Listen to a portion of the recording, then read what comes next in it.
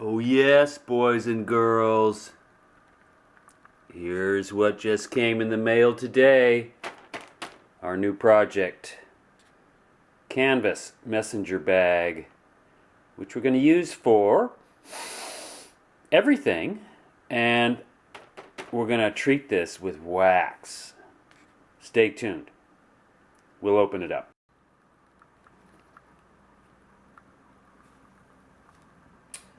Rothco messenger bag, canvas.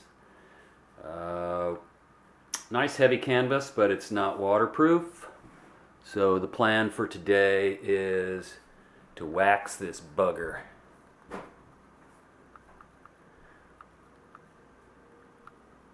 Nice bag, good heavy canvas, well made, no complaints. Basically, it's a big bucket with two side pockets with snaps and two front pockets with no snaps. So to do this job, we're going to use the toilet bowl wax gasket, which is made of pure beeswax. You can pick these up at the hardware store for about $1.50. We're going to melt this wax and mix in an equal amount of boiled linseed oil. And I'm told that this stuff doesn't smell very good, so we got some eucalyptus oil we're going to drop in there to kill the stink. Here's our method for melting the wax. I've just put it in a bean can. That's about 5 ounces of wax. I'll add an equal amount of that linseed oil, boiled linseed oil, after the wax melts.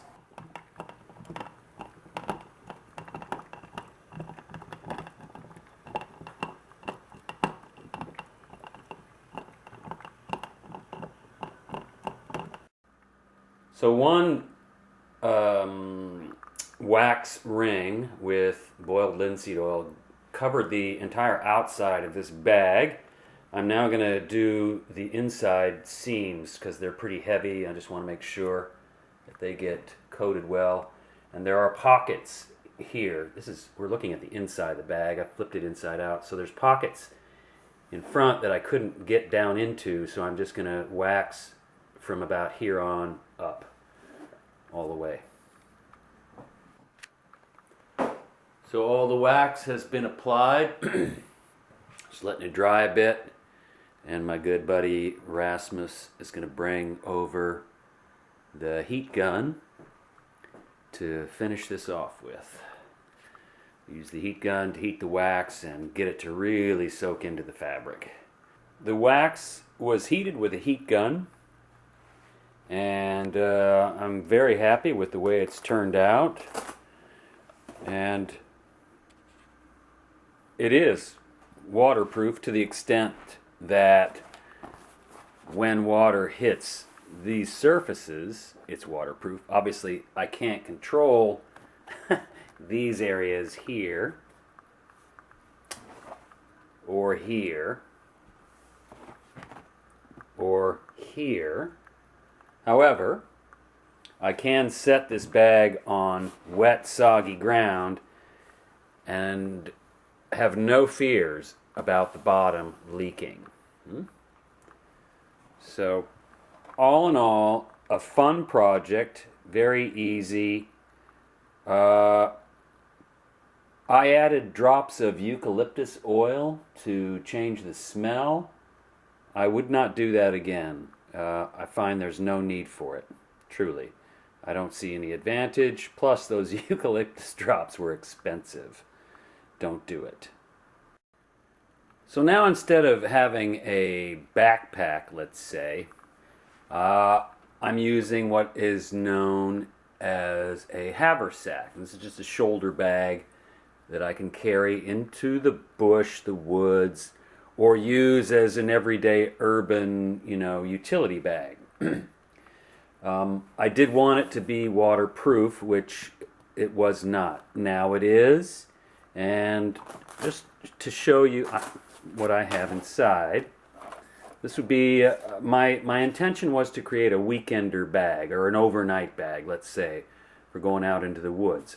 And so what I have in my bag now is an air mattress, I have a bivy bag to go on top of the air mattress. I have a 1.5 liter water bottle. Red Bull, crashed ice, yeah. I have my 11 by 8 foot tarp in snakeskins. I have my ever trusty favorite item of all time, my camp kitchen multi-fuel, burns wood or alcohol. And then in the bottom is a ground tarp / emergency blanket. Oh, there's a headlamp. What else is in there?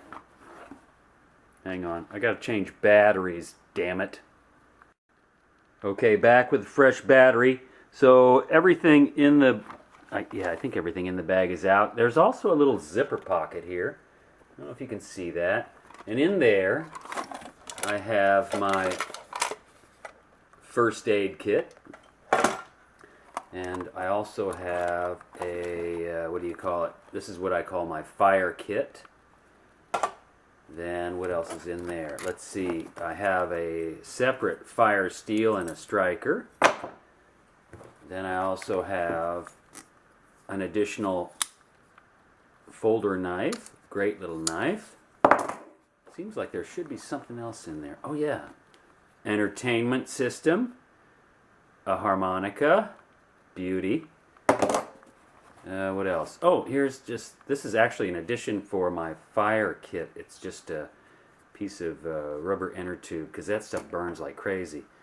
The only thing else I have right now is just on the outside I've clipped on a, what do you call this? A Mora knife, HD, that's with the thicker blade and the nice fat handle, beautiful knife, and a small saw. This is a fantastic saw. I can't say enough good things about that. Woo! Alright, what's left is I have a pocket here in front. Actually, I have two big pockets in front. And these, my intention is to use as for food, mostly dehydrated stuff, whatever. And then I also have another pocket over here, which I think I'll use to put my booze in, because you can't go out into the woods without a little booze. But that's it. Everything to survive. And on the subject of food for, say, an overnighter or a weekend camping trip, these are some of the things that I tend to carry a lot.